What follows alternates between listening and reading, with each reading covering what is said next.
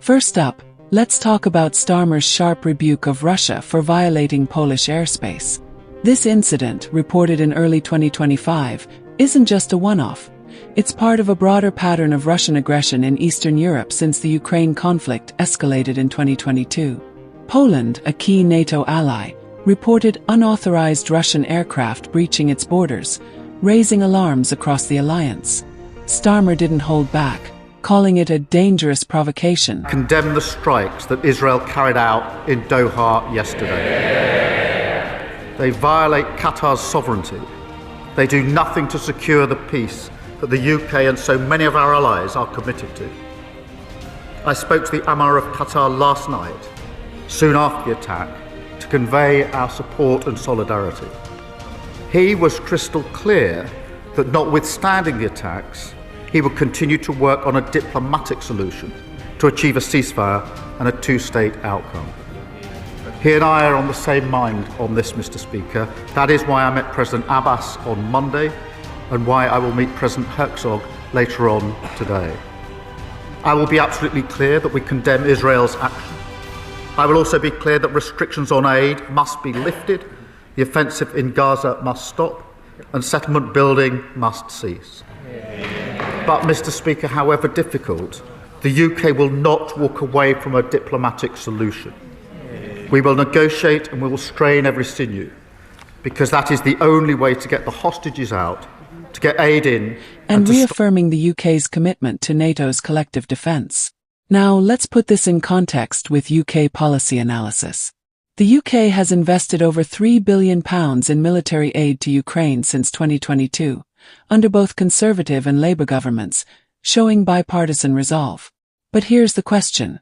Is Starmer's tough rhetoric enough, or does the UK need a bolder strategy against Russia? Think about it. What would you do as PM? Drop your thoughts below. East, Starmer also condemned an Israeli strike in Qatar, a nation often seen as a mediator in regional conflicts. Details are still emerging as of early 2025, but reports suggest civilian casualties, sparking global outrage. Starmer called for restraint and accountability, emphasizing the need for diplomatic solutions over military escalation. This stance aligns with Labour's historical push for balanced foreign policy in the region, a shift from the more hawkish tones of past UK governments. For those digging into British political trends, this reflects Starmer's broader vision, a UK that champions human rights while navigating complex alliances. But here's the kicker. Can the UK really influence giants like Israel or the US in this arena? Let that sink in for a moment. Let's bring this home.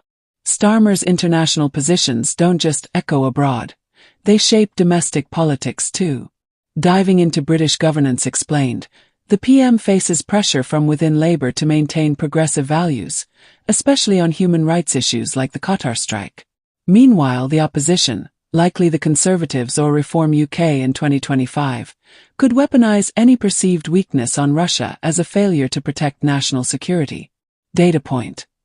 A 2024 YouGov poll showed 62% of Brits support stronger NATO commitments, but only 41% back military escalation. Starmer's walking a tightrope here. How do you think this plays out for UK policy analysis in the next election cycle? Let's debate that in the comments. Zooming out, these incidents, Poland's airspace breach and Qatar strike, aren't isolated. They're symptoms of a fractured 2025 geopolitical landscape.